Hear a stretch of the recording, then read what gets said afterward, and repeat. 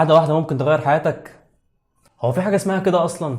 ده اللي جاي أتكلم معاك فيه النهاردة. إيه الأخبار؟ عاملين إيه؟ يا رب تكونوا كويسين. تعالى كده نفكر.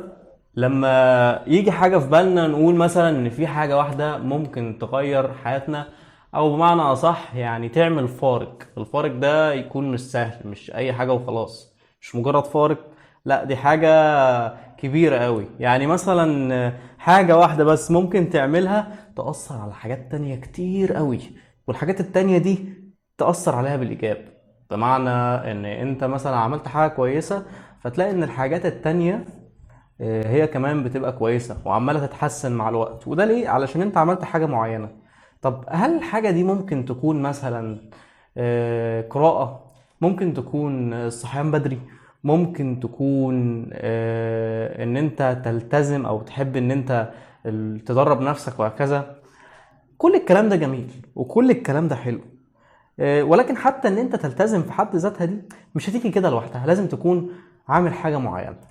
فالثلاث حاجات اللي قلنا عليهم ممكن جدا يتعملوا، يعني زي القراءة، زي ان انت تتعلم حاجة جديدة، او ان انت تلتزم، او ان انت تعمل حاجة معينة، تشتغل اكتر، تدرس اكتر وهكذا. كل الحاجات دي ممكن تيجي من حاجة واحدة بتعملها. هي ايه؟ هي الجيم. الجيم او اي رياضة في حياتك دايما بتجبرك ان انت تعمل حاجة معينة وتكررها كل يوم. لان الجيم او الرياضة المعينة اللي بتعملها، اذا كانت بقى سباحة، كيك بوكسينج، اي رياضة قتالية، حتى لو جري، اي حاجة من الحاجات دي ما بتبقاش عبارة عن حاجة مثلا بتتعمل مرة وبعد كده ما بتتعملش تاني. هي بتبقى حاجة عبارة عن اسلوب حياة، روتين، حاجة بتعملها كل يوم علشان تبقى افضل وتلتزم اكتر وتوصل لحاجة معينة انت عايزها. اذا كان هدفك تخس، او اذا كان هدفك تبلك، او اذا كان هدفك ان انت تعمل حاجة معينة في جسمك، تظبط شكل جسمك، او ان انت تلتزم حتى. ودي حاجة من الحاجات اللي انا كنت بعملها في وقت من الاوقات علشان التزم على حاجات تانية. هتستغرب كده وتقول لي يعني ايه تنزل جيم علشان تلتزم على حاجات تانية؟ هقولك ان انا انزل جيم او ان انا العب رياضة معينة علشان التزم على حاجات تانية، دي فعلا كانت بتحصل اول ما ابقى بلتزم على الجيم. طب ايه العلاقة؟ العلاقة هنا ان انت لما بتنزل في الاول بتبقى متحمس جدا، ويلا هروح الجيم وهفرتك الحديد وهفرتك الاوزان وهعمل كل حاجة جامدة جدا. وبعد كام يوم، تقريبا اسبوع، 10 ايام، اسبوعين، بتبتدي طاقتك تنخفض وتقول ها،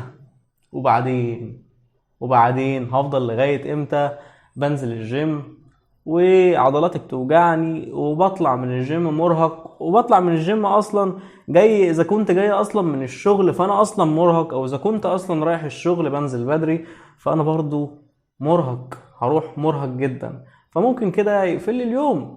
ولكن الحقيقة اللي انت ما تعرفهاش ان حاجة زي كده لو فعلا التزمت عليها هتغير حياتك تماما.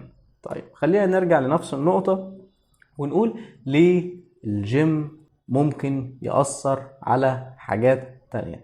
انت بعد اسبوع او اسبوعين بتبقى انطفيت خالص. فلو قررت ان انت بتنزل، ولكن الموضوع ما بيبقاش زي حماس البدايات، بيبقى عبارة عن إرادة، والإرادة هي اللي بتحرك حاجة جواك علشان أنا هنزل الجيم عشان المفروض أنزل، مش عشان أنا متحمس أنزل.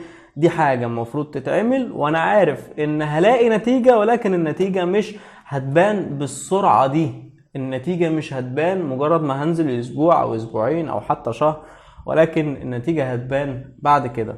فلما بتبتدي ان انت تشوف ان الموضوع بقى رخم، وان انا نزلت اسبوعين وهكذا، فبتقرر ان انت بتنزل بعد كده تاني، فتلاقي ان الموضوع بقى مرهق، فبتتحدى عقلك بقى في الوقت ده. لما بتتحدى عقلك في الوقت ده وبتنزل غصب عنك وانت اصلا مش عايز تنزل، تخيل بقى ايه اللي بيحصل. انت بتنزل، فبيجي عندك حاجة اسمها قوة الإرادة بتنزل، فأنت عايز، علشان أنت عايز، ده اللي المفروض تعمله، والصح إنك تعمله، الصح إنه يحصل.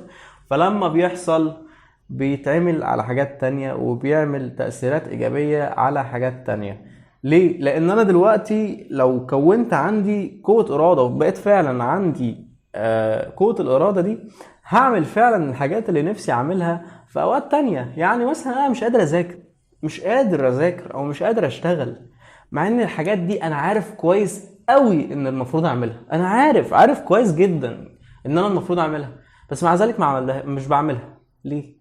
عشان ما عنديش إرادة. ممكن أمسك الموبايل مثلا، اسكرول في اللا شيء، اتفرج على حاجة تخليني اتسلى، انزل العب مع اصحابي، او اعمل اي حاجة تانية الا ان انا اعمل الحاجة دي. طب السبب هنا ليه اصلا؟ يعني ليه مجرد ما انا بفكر في ان انا عايز اعمل الحاجة المفيدة دي كده اهو ما بعملهاش؟ لان هي بالنسبة لي الحاجة دي مش بتديني الدوبامين اللي انا مستنيه، او مثلا انا ببذل مجهود كبير والمجهود الكبير ده مش بيعود عليا بالنفع زي ما انا متخيل. يعني مثلا انت لما بتسكرول وبتقعد على السوشيال ميديا بيبقى دوبامين لحظي. انا دلوقتي بعمل حاجه معينه، الحاجه المعينه اللي بعملها دي ان انا مثلا بتفرج على الريلزات اللي انا بتفرج عليها بتديني دوبامين لحظي. انا خدت ريل قصاد ريل قصاد ريل قصاد ريل، الدوبامين عمال يجي وبشكل مجاني كده اهو من غير اي حاجه، وانا قاعد بتفرج ومتعملش اي حاجه خالص. على عكس الجيم، محتاج التزام ومجهود واكل وحاجات كتيره قوي على ما يبان النتيجه.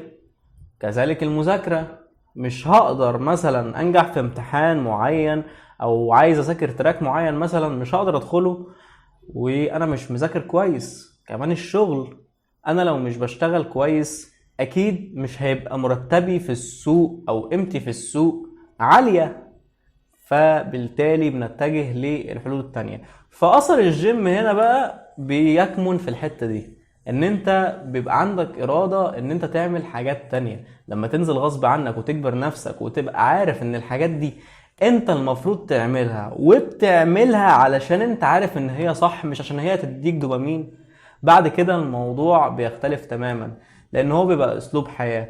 فلما بيبقى عندك قوة الارادة دي الموضوع بيختلف تماما، وبيعود عليك بالايجاب في شغل، في مذاكرة، في اي حاجة تاني بتبقى عايز تعملها وبتعملها. طب اشمعنى الجيم بالذات او اي رياضة مثلا؟ لان هي بتبقى من اصعب الحاجات اللي انت ممكن تلتزم عليها في البداية، اللي هو كل يوم كل يوم وبتروح الجيم مثلا او بتمارس اي رياضة وبترجع تاكل وتهتم بالاكل، وفي نفس الوقت ما تاكلش اكتر من اللازم، او مثلا تاكل كتير علشان تبلك وتاكل اكل معين. فده التزام كبير في حد ذاته، ومش بيبقى مجرد مثلا ساعتين انا بنزل الجيم وبرجع فخلاص كده خلصت، لا خالص، لان الموضوع بيمتد معاك في الاكل والنوم والى ما لا اخر. فبيجي بقى بالاثر الايجابي على الحاجات التانية، وفعلا فعلا بيفرق جدا عن تجربة شخصية. فلو انت ما بتنزلش جيم او بتمارس رياضة معينة، ارجوك انت فايتك كتير قوي قوي قوي، غير ان انت ممكن تظبط شكلك وتظبط شكل جسمك، تحسن حياتك.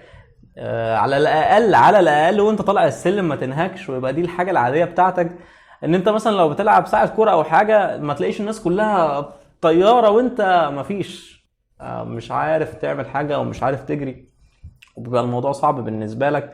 ولو رحت مشوار كبير ولا حاجة بتبقى جاي مفرهد ومقتول نوم وبتاع. لكن انت لما بتبقى واخد على حاجة زي كده الموضوع بيتغير تماما، شكل جسمك بيتغير، انت نفسك بتتغير، عقليتك بتتغير، وكل حاجة بتتغير. والاهم بجد ان العقلية بتتغير فوق كل ده. فتخيل بقى ان العقلية بتتغير، وبعد كده بقى بيجي مميزات كتير قوي جبارة من ان انت تغير شكل جسمك، وان انت تبني حياة صحية، ان انت تعمل حاجات فعلا انت المفروض عايز تعملها ولكن مش قادر تعملها علشان هي مش مسلية او بتديك الدوبامين اللي بيديهولك الريلز او السوشيال ميديا اليومين دول. وبس كده، ده كان فيديو النهاردة، يا رب يكون عجبكم. لو عجبك الفيديو ما تنساش تضغط على زر اللايك علشان ده بيفرق معانا، وتعمل سبسكرايب في القناة. سلام.